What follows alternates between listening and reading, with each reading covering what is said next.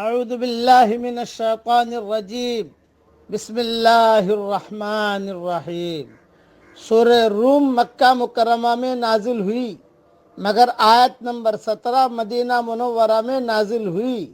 اس میں 60 آیتیں اور 6 رکوع ہیں۔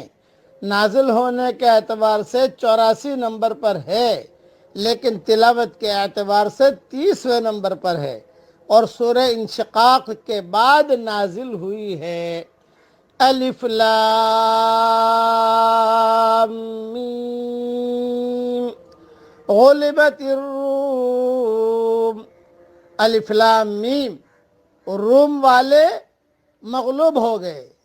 فی ادنی الارض وهم من بعد غلبهم سیغلبون، پاس کے علاقے میں، اور وہ اپنی مغلوبیت کے بعد جلد ہی غالب ہوں گے۔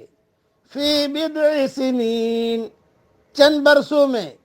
للہ الامر من قبل ومن بعد، اللہ ہی کے ہاتھ میں سب کام ہے، پہلے بھی اور پیچھے بھی۔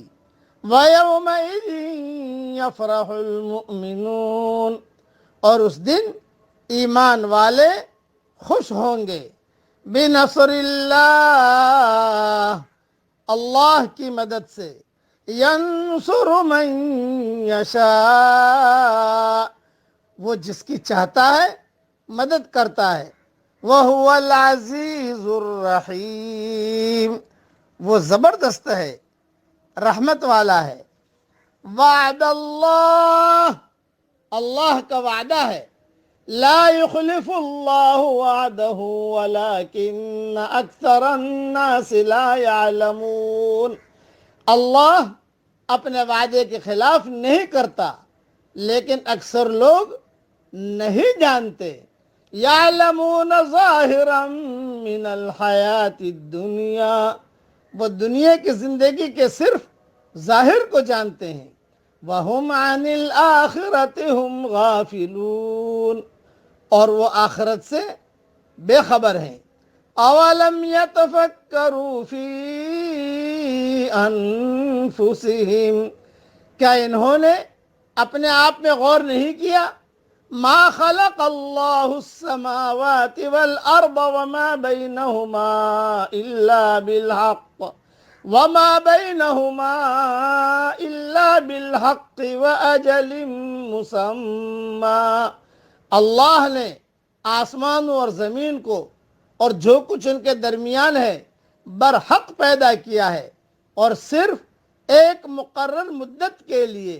وَإِنَّ كَثِيرًا مِّنَ النَّاسِ بِلِقَاءِ رَبِّهِمْ لَكَافِرُونَ، اور لوگوں میں بہت سے ہیں جو اپنے رب سے ملاقات کے منکر ہیں۔ اس میں ایک بات میرے والد صاحب رحمۃ اللہ علیہ کی بتا دیتا ہوں۔ جب بھی یہ آیتیں پڑھتا ہوں تو ایک بات میرے والد صاحب بتاتے تھے، یہ آیت پڑھتے تھے، یعلمون ظاہرا من الحیات الدنیا وہم عن الآخرۃ ہم غافلون، کہ لوگ دنیا کی زندگی کے صرف ظاہر کو جانتے ہیں اور وہ آخرت سے بے خبر ہیں۔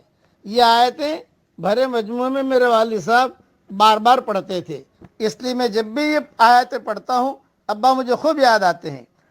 آدمی کو جاننا چاہیے کہ آزادی کا یہ موقع اس کو صرف چند دن کی زندگی تک حاصل ہے۔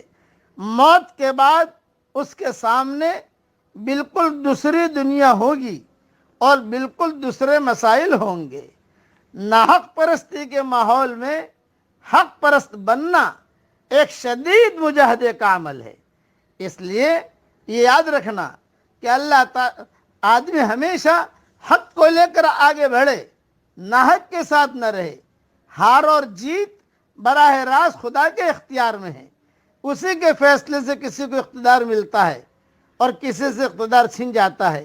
ایک قوم کا گرنا اور دوسری قوم کا اٹھنا بظاہر عام دنیاوی واقعہ ہے، مگر اس ظاہر کا ایک باطن ہے۔